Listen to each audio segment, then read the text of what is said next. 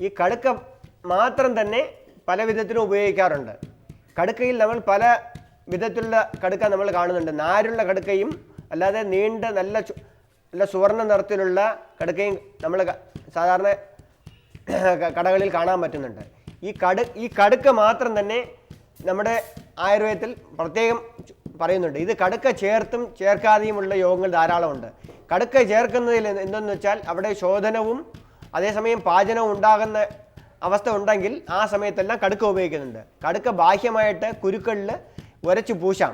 ഇതന്നെ കഷായം വെച്ച് വ്രണങ്ങൾ ക്ഷാളനം ചെയ്യാം. ഈ കടുക്ക അതിൻ്റേത് പ്രത്യേക ഗുണമെന്ന് വെച്ചാൽ ശുദ്ധി, അതാണ് കടുക്കയുടെ. അതിൻ്റെ രസം കഷായ രസമാണ്. ഈ നെല്ലിക്ക എടുക്കുകയാണെങ്കിൽ ഇതിൻ്റെ വിപരീതമായിട്ട് ഗുണമാണ്, അമ്ലവും മധുരവുമാണ് അതിൻ്റെ രസം. അത് അമ്ലമായാലും തന്നെയും ഈ പുളിപ്പിൻ്റെ കഷ്ടം നെല്ലിക്ക കൊടുക്കുന്നില്ല. പക്ഷേ കടുക്ക കംപ്ലീറ്റ് കഷായ രസമായാലും തന്നെയും അത് ചവച്ച് കഴിക്കുകയാണെങ്കിൽ ഒടുവിൽ മധുരം വരും. ഈ ത്രിഫല തന്നെ നല്ലവണ്ണം നമ്മൾ ചവച്ച് കഴിക്കാൻ നല്ലൊരു മധുരരസമാണ് ഈ അന്ത്യമായിട്ട് നമുക്ക് വായിൽ അറിയാൻ പറ്റുന്നത്. അപ്പോൾ അതുകൊണ്ട് തന്നെ നമുക്കറിയാൻ പറ്റും ഈ ത്രിഫലയുണ്ട് നമുക്ക് ദോഷമില്ല, ഗുണമാണ്. മധുരം വന്ന് രസം വന്ന് നമുക്ക് പുഷ്ടിയെ കൊടുക്കുന്നതാണ്. അതേസമയം നമുക്ക് ഇത് ത്രിഫലമുണ്ട് നല്ലൊരു ശോധനവും കിട്ടുന്നുണ്ട്. അതാണ് ഈ ശോധനവും അതേസമയം നമുക്ക് പുഷ്ടിയും കൊടുക്കുന്ന ഒരേ ഒരു മരുന്നെന്ന് പറഞ്ഞാൽ ത്രിഫലയാണ്. ത്രിഫല എന്നുള്ളത് നമ്മൾ ആദ്യമൊരിക്കൽ പറഞ്ഞെങ്കിലും അതിനെക്കുറിച്ച് ഒന്നുകൂടി പറയുകയാണ്. ത്രിഫലയ്ക്ക് ത്വഗ്ദോഷഹരത്വം, തൊലിപ്പുറമേ വരുന്ന രോഗങ്ങൾക്ക് ശമനം വരുത്താനുള്ള സാമർഥ്യം വളരെയധികം നിഷ്കർഷയായിട്ട് ശാസ്ത്രം പറയുന്ന ഒരു മരുന്നാണ്.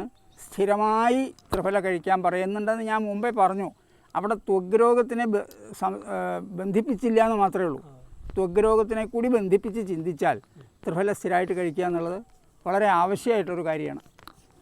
അതിൽ അവിടെ ആ കടുക്കയിലേക്ക് പോയിട്ട് അതിലേക്കാണ് പിന്നെ അപ്പം പറഞ്ഞത്. ഇത്രയേ ഉള്ളൂ. അത് ത്രിഫല സ്ഥിരമായിട്ട് കഴിക്കേണ്ടതാണ്, നല്ലതാണ്. ത്വഗ്ദോഷത്തിന് പ്രത്യേകിച്ച് അല്ല കഴിക്കന്നെ. അപ്പോൾ പുറത്തു ആവാം, പുറത്ത് വിരോധമൊന്നുമില്ല, പുറത്ത് പുരട്ടും ചെയ്യാം. ത്രിഫല അരച്ച് പുരട്ടാൻ തേക്കാനൊക്കെ ഉപയോഗിക്കാറുണ്ട്. കഴിക്കുകയാണ് സാധാരണ ശാസ്ത്രത്തിൽ വിധിക്കുന്നത്. സ്ഥിരമായിട്ട് ത്രിഫല കഴിക്കാൻ തന്നെ പറയണം. തേക്കാറുണ്ട്. മോരിലരച്ച് തേക്കുക, അങ്ങനെയൊക്കെ പതിവുണ്ട്. സാധാരണ ത്വക്ക് രോഗത്തിന് ചെയ്യാറുള്ളതാണ്. പല വിധത്തിലുള്ള ത്വക്ക് രോഗങ്ങൾക്കും, അതായത് തൊലിപ്പുറമേ ഉണ്ടാകുന്ന പല അസുഖങ്ങൾക്കും ത്രിഫല വളരെ ഫലപ്രദമായ ഒരു ഔഷധമാണ്. അത്തരത്തിൽ അസുഖം ബാധിച്ച പലർക്കും അത് ത്രിഫല ഉപയോഗിച്ചുകൊണ്ട് ഉള്ള ചികിത്സ കൊണ്ട് മാറിയ കഥകൾ നമ്മളോട് പറയാനുണ്ട്, അവരുടെ അനുഭവങ്ങൾ പങ്കുവയ്ക്കാനുണ്ട്. ത്രിഫലയുടെ ആന്തരിക പ്രയോഗം എത്രത്തോളം ഗുണം ചെയ്യുന്നുണ്ടോ അതുപോലെ തന്നെ ത്രിഫല ബാഹ്യമായിട്ടും പ്രയോഗം ചെയ്യുന്നുണ്ട്. ത്രിഫല അകത്ത് കഴിച്ചാൽ ദിവസേന കോഷ്ഠശുദ്ധി വരുന്നത് പോലെ തന്നെ ബാഹ്യമായിട്ട് ചെയ്താലും ബാഹ്യത്തിന് ത്വക്കിന് ശുദ്ധി ഉണ്ടാകും. അതിൻ്റെ ഒരു ഉദാഹരണമാണ് ഈ രോഗി. ഈ രോഗി 5 വർഷമായിട്ട് കാൽ വിചർച്ചിക എന്ന രോഗം കൊണ്ട് വളരെ കഷ്ടപ്പെട്ടുകൊണ്ടിരുന്നു. കാലിലെല്ലാം കറുക്കുകയും അതിൽ നിന്നും വെടിപ്പുണ്ടാകുകയും അതിൽ നിന്നും ചെറിയ വെള്ളവാർപ്പൊലിപ്പും ഉണ്ടാകുന്നുണ്ടായിരുന്നു.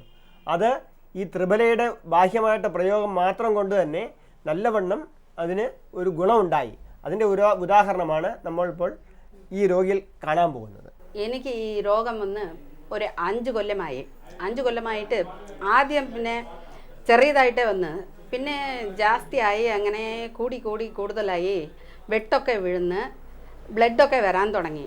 പിന്നെ ഞാൻ അലോപ്പതി എല്ലാം കഴിച്ച് നോക്കി, മരുന്നൊക്കെ കഴിച്ച് നോക്കിയതിന് ശേഷം ഒരു കുറവില്ല.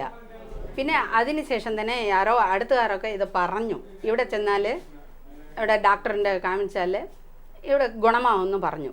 അതുകൊണ്ട് ഞങ്ങൾ ഇവിടെ വന്ന് കാണിച്ച് ഇപ്പോൾ 2 മാസമേ ആയുള്ളൂ.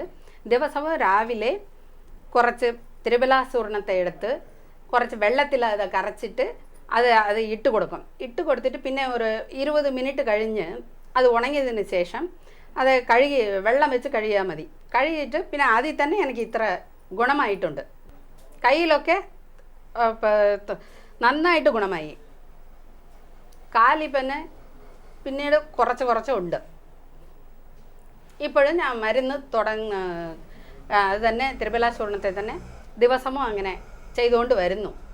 ഈ രോഗിക്ക് കയ്യിലും കാലിലും ഇതുപോലെ ത്വക്ക് രോഗം ഉണ്ടായിരുന്നു. കയ്യിൽ ഇപ്പോൾ സമ്പൂർണ്ണമായിട്ട് മാറിയിട്ടുണ്ട്, കാലിൽ മാത്രം അല്പമായിട്ടേ ഉള്ളൂ. ഇത് ത്രിഫലയുടെ ഒരു പ്രയോഗം കൊണ്ടാണ് ഇത് ശുദ്ധമായിട്ടും മാറിയത്. ത്രിഫല കൊണ്ട് ക്ഷാളനം ചെയ്താണ് ഈ രോഗം ശുദ്ധമായിട്ട് മാറിയത്. അതിൻ്റെ ഒരു ക്ലിപ്തമായ ഉദാഹരണമാണ് നമ്മളിതാ കാണുന്നത്. അച്ഛനും അമ്മയും തലമുറകളായിട്ട് നമുക്ക് നൽകുന്ന സംഭാവനയാണ് ജീവൻ. അത് ഒരു പ്രപഞ്ച നവീകരണത്തിൻ്റെ ഭാഗമായിക്കൊണ്ട്, പ്രപഞ്ചം സ്വയം നവീകരിക്കപ്പെടുന്നുണ്ട്, അതിൻ്റെ ഭാഗമായിക്കൊണ്ട് ആ ഓരോ ജീവജാലങ്ങൾക്കും അതിൻ്റേതായിരിക്കുന്ന ധർമ്മം നിർവഹിക്കുന്നതിന് പ്രകൃതി സംവിധാനം ചെയ്തിരിക്കുക. അതിൻ്റെ ഭാഗമായിക്കൊണ്ടാണ് അച്ഛനും അമ്മയും അവരുടെ ശരീരം, മനസ്സ്, ജീവൻ ഇവ എല്ലാം ഒന്നു ചേരുമ്പോൾ ഒരു പുതുജീവൻ സംഭാവന ചെയ്യപ്പെടുന്നത്. അങ്ങനെ നമുക്ക് സംഭാവനയായിട്ട് കിട്ടുന്ന ആ ശക്തി ദിവസം അത് ചെലവഴിക്കപ്പെടുന്നു. കാണാനും കേൾക്കാനും സംസാരിക്കാനും ചിന്തിക്കാനും ഭക്ഷണം കഴിക്കാനും ജോലി ചെയ്യാനും ഒക്കെ ഈ ശക്തിക്ക് ചിലവുണ്ട്. അങ്ങനെ ചെലവഴിക്കുന്ന ശക്തി ശരീരത്തിലെ കുറവ് വരുമ്പോൾ, ഒരു നിശ്ചിത അളവിലെത്തുമ്പോൾ പിന്നെ ചെലവഴിക്കാൻ സമ്മതിക്കില്ല. അത് പരിമിതി നിയമം. അതനുസരിച്ച് ഒരു നിശ്ചിത അളവ് കഴിഞ്ഞാൽ പിന്നെ ചെലവഴിക്കാൻ സമ്മതിക്കില്ല. പിന്നെ നമുക്ക് ജോലി ചെയ്യാൻ തോന്നില്ല, ആഹാരം കഴിക്കാൻ തോന്നില്ല, നമുക്ക് വിശ്രമിക്കാൻ തോന്നും.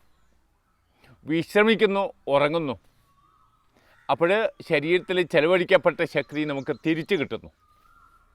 ഏകദേശം 8 മണിക്കൂർ ജോലി കൊണ്ട് നഷ്ടപ്പെടുന്ന ശക്തി 8 മണിക്കൂർ വിശ്രമം കൊണ്ടും ഉറക്കം കൊണ്ടും തിരിച്ചു കിട്ടും എന്ന് കണക്കാക്കപ്പെട്ടിട്ടുണ്ട്.